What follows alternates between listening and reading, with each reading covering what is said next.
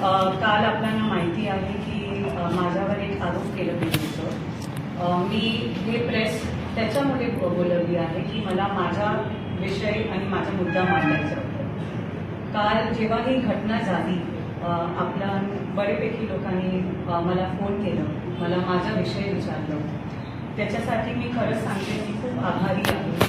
कारण दरवेळी असं असते की दरवेळी माझ्यावर जे आरोप होत असते, मी दरवेळी उत्तर देत नाही. कारण आमचं मन असं आहे आणि विचार असे आहे की काम करत राहा. आपण सगळे आहे, आमची जनता आहे, जनतांना खरं सगळं माहिती आहे आणि ते नेहमीच आम्हाला सपोर्ट करत आहे. काल ग्रोबेक टेक्नॉलॉजीज प्रायव्हेट लिमिटेड ही एक मुद्दा उचललेलं. आम्ही जिमखानाच्या बिल्डिंगचे कल्चरल डेव्हलपमेंटसाठी बिल्डिंग आहे, त्याची मी चौकशी करायला गेलेली. कारण आम्हाला ते खालच्या फ्लोअरमध्ये आपल्या युवकासाठी, आपल्या कल्चरसाठी काहीतरी चांगलं करायचं होतं. आम्हाला तिथे दशावतार नाटक ठेवायचे होते, एक ग्रीन रूम करायचं होतं की आपले युवक तिथे काहीतरी वेगळं करू शकणार, पॉडकास्ट करू शकणार. खूप असे आम्हाला लोकांचे पत्र आले आहे. तर युवकासाठी आपण काय चांगलं तिथे करू शकते त्याच्यासाठी आम्ही चौकशी करायला मी प्रशासनसोबत आणि प्रतीक बांदेकरजी पण माझ्यासोबत होते. चौकशी करताना आम्ही विचार केला की आपण वरती जाऊन फक्त बघूया, कारण माहिती आहे की तिथे ग्लोबेक टेक्नॉलॉजीज आणि मुंबई युनिव्हर्सिटी आहे. तर आम्ही विचार केला की मुलांना भेटूया.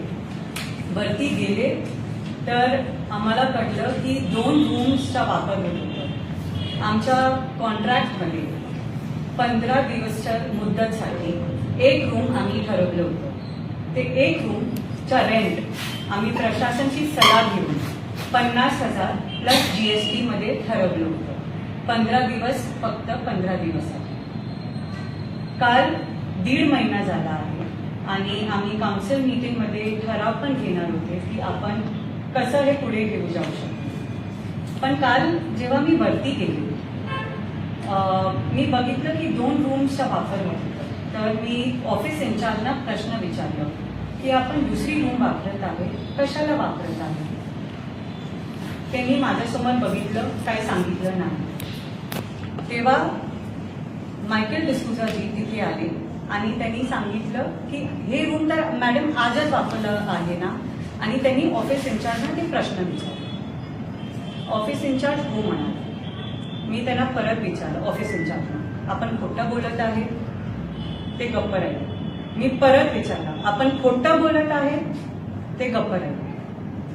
तेव्हा मी त्यांना फक्त हे सांगितलं की नगरपालिकेने आपल्यासाठी, आपल्या युवकांना सहकार्य करायला हे रूम दिली आहे, तर आपण हे खोटं कशाला बोलत आहे. मला उलटा प्रश्न विचारलं गेलं की तर आमची मुलांना बाथरूम पण वापरायचा नाही. आम्ही चौकशी केली, बाथरूमचा विषय कधीही होत नाही. तिसरी रूम मध्ये जेव्हा मी बघितलं तर तिथे त्यांची मुले जेवत होते.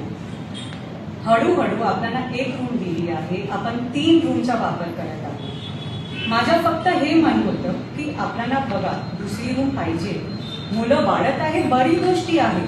पण आपण एक टाइम नगरपालिकेत येऊन प्रशासनाची माझ्याशी बोलू शकत होतो.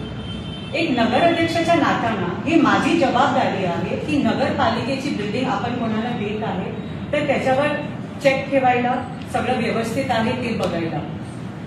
खाली पण मी गेलेले तर मी बघितलं होतं खालच्या फ्लोअरमध्ये क्लिनिंग व्यवस्थित नव्हता, कारण ते बिल्डिंगचा वापर, ग्राउंड फ्लोअरचा वापर होत नाही. आम्ही आमचे प्रशासनचे कर्मचारी विनोद सावंतजींना तिथे बोलवलं आणि मी त्यांना फक्त ते म्हटलेलं की हे पूर्ण ग्राउंड फ्लोअरचं क्लिनिंग आपण करून घ्या. आणि बाथरूम हायजीन महत्वाची गोष्टी आहे, मी दरवेळी ते सांगते. तर बाथरूमचा विषय ह्याच्यामध्ये होतच नाही. आपण दरवेळी, मी आज एक नगर अध्यक्षांना नाताना तिथे आले आहे, आपण उलटा माझ्या राजघराण्यावर, माझ्या परिवारावर टीका घालत आहे. ती चांगली गोष्टी नाही आहे. तर एक नगर अध्यक्षाच्या नात्यानं मला काय करायचं नाही आपल्या लोकांसाठी.